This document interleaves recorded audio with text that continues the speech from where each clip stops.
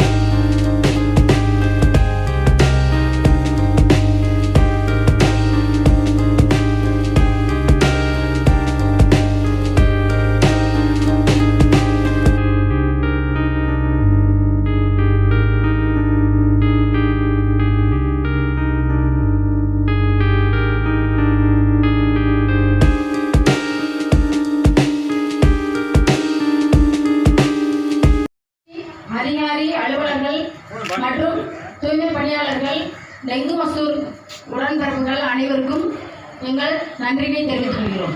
தூய்மை பணியாளர்கள் அவங்களோட பணி தான் இதில்.